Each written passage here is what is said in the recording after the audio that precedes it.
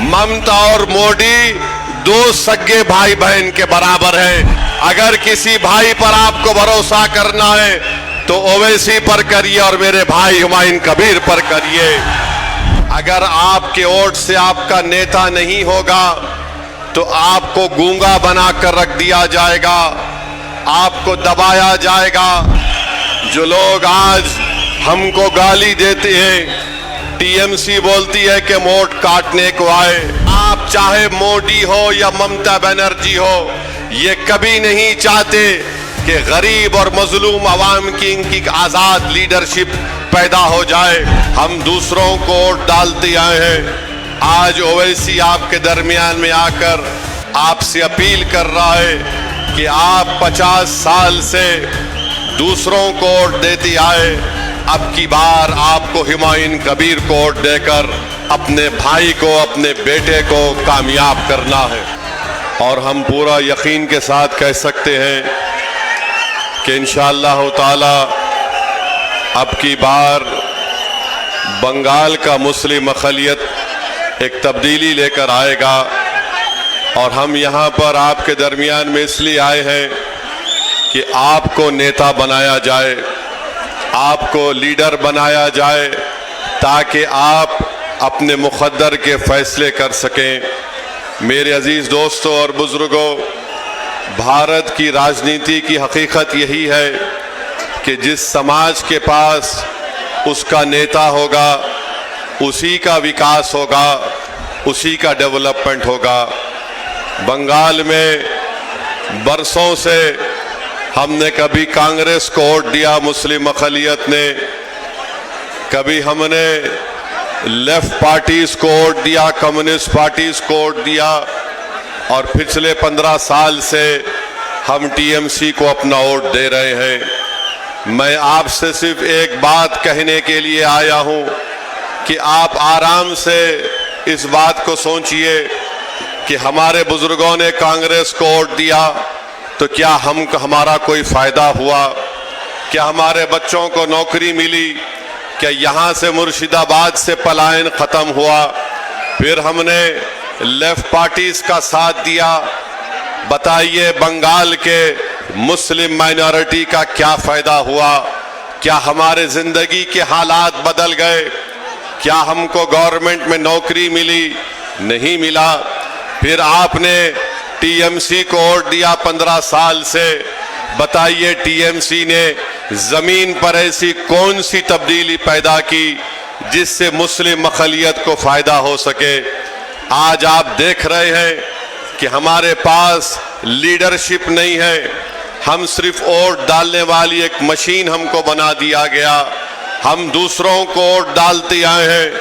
आज ओवैसी आपके दरमियान में आकर आपसे अपील कर रहा है कि आप 50 साल से दूसरों को वोट देते आए, अब की बार आपको हुमायूं कबीर को वोट देकर अपने भाई को, अपने बेटे को कामयाब करना है।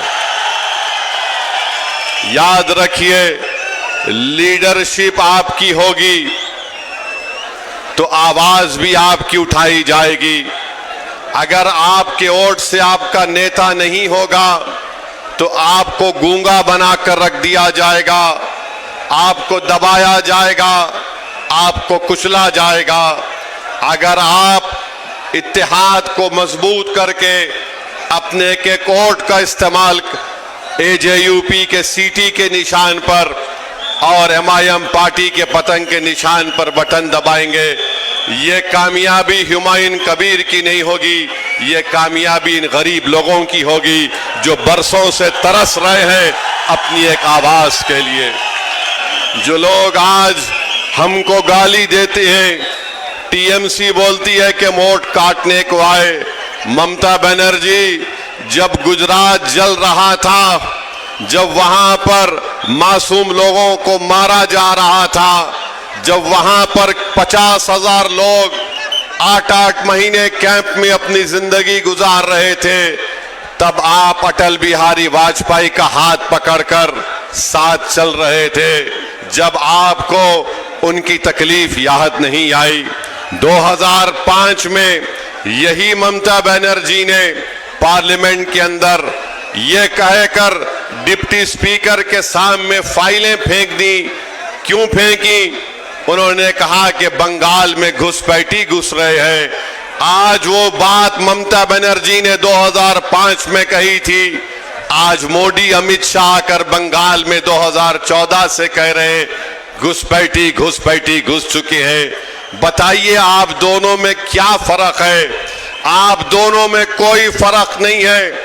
आप चाहे मोदी हो या ममता बनर्जी हो, ये कभी नहीं चाहते कि गरीब और मजलूम आवाम की इनकी आजाद लीडरशिप पैदा हो जाए। ममता और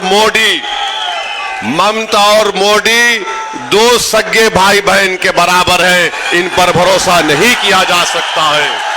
अगर किसी भाई पर आपको भरोसा करना है तो ओवैसी पर करिए और मेरे भाई हुमायूं कबीर पर करिए।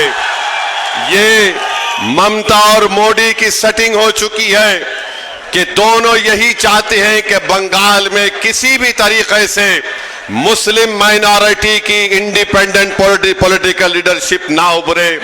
टीएमसी के लोगों से हम पूछना चाहते हैं, 4 बीजेपी के एमएलए थे, वो 4 से 77 कैसे हुए? किसने उनको कामयाब किया? बीजेपी के कितने एमपी थे 10-12 साल पहले, आज इतने एमपी कैसे कामयाब हो गए? मैं मुर्शिदाबाद की आवाम से, बंगाल की आवाम से कहना चाह रहा हूं कि हमारी लड़ाई यकीनन मुस्लिम माइनॉरिटी को उसकी लीडरशिप को पैदा करने की है।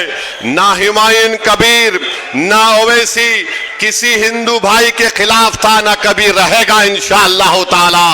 हम अपना हक चाहते हैं, हम हिस्सेदारी चाहते हैं। अब हम टीएमसी या ममता के सामने अपना सर नहीं झुकाएंगे। हम मोदी से नहीं डरेंगे, हम सिर्फ अल्लाह से डरने वाले हैं और किसी और से डरने वाले नहीं हैं। हम अपना हक चाहते हैं, हमको अपना हक मिलना चाहिए। और याद रखो, नौदा की जनता 23 तारीख को आपको इसलिए वोट डालना है ताकि आप ममता की गुलामी से आजाद हो जाएं और मोदी के खौफ से आपको आजाद होना पड़ेगा। इन दोनों के खिलाफ आपको सीटी बजाना है। 23 तारीख के दिन सिर्फ सीटी बजेगी। আরো ভালো ভালো খবর দেখতে সাবস্ক্রাইব করুন বাংলা হান্টের ইউটিউব চ্যানেল। বাংলা হান্টের আরো খবর দেখতে নজর রাখুন। বাংলা খবর মানেই বাংলা হান্ট।